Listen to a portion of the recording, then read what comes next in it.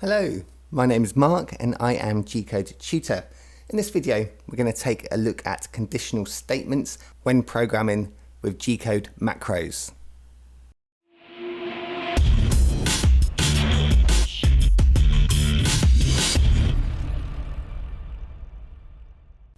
Conditional statements are used when we want to compare two values and act upon the results. So let's have a look how these work and look at some examples. We've got a few to go over, so let's start off with equals to. So this is shortened with EQ when we're writing it in a program.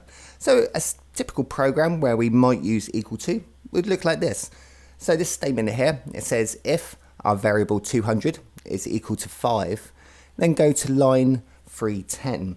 And we would define the line 310 by using an n value. So this would be n0310, for example.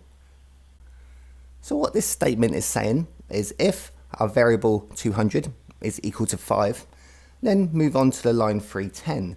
And if it's not, then go to the line 20 or n20. So the machine would take a look at our variable, and if it's equal to 5, it will go to line 310. And we can manipulate our variable. We can add and take away numbers to it also within the program. So we can have the program count how many times it's read a sequence, for example. Now this is just one example of what we can use these conditional statements for. So if before this line in the program we said variable 200 plus 1, it would read through the program, and when it gets to the variable 200 plus 1, it would add 1 to our variable.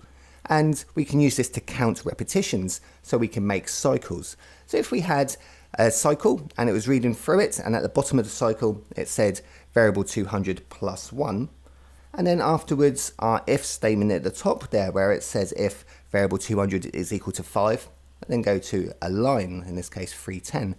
So we would look at the variable and see if it equals to 5. So we can do this to count repetitions of a sequence. So in this case, we could repeat the sequence by 5 loops, and when the variable 200 is equal to 5, it will go to line 310 and carry on with a separate section of the program. It would jump to a separate section.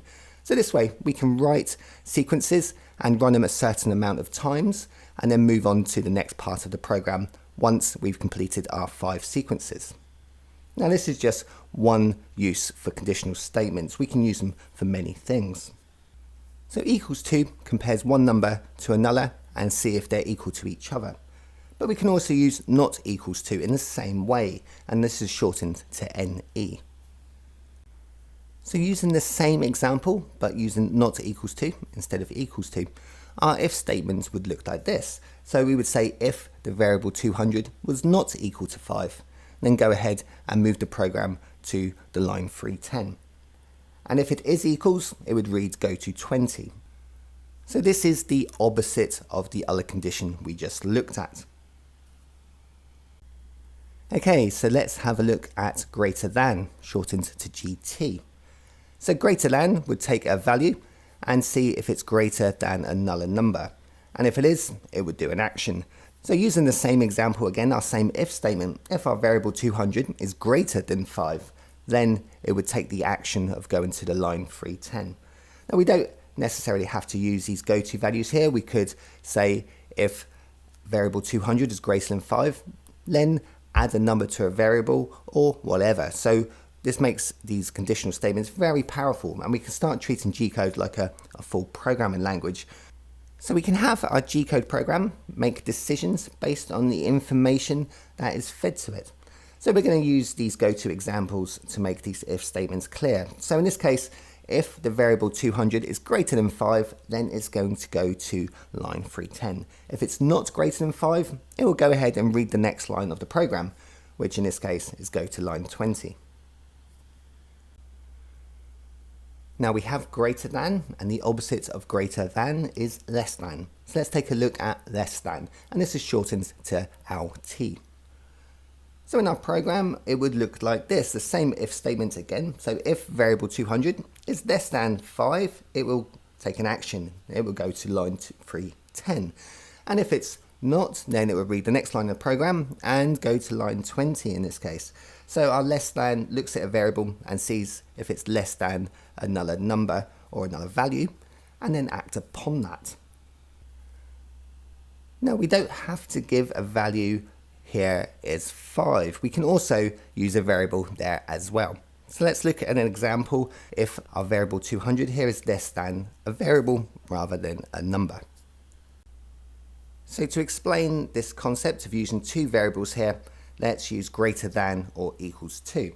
So this looks at a value and sees if it's greater than or equals to another value, and we shorten this to GE.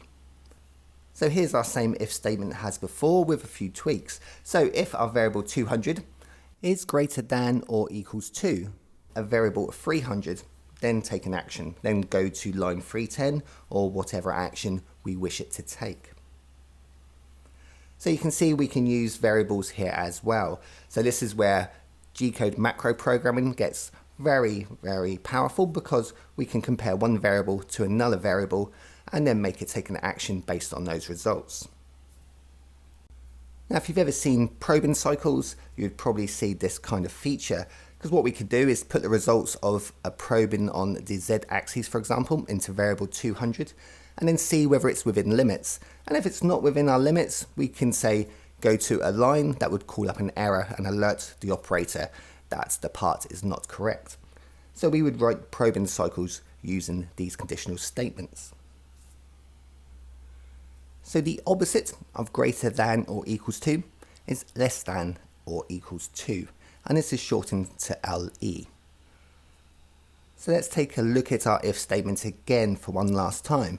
So if our variable 200 is less than our variable 300, then take an action, then go to line 310.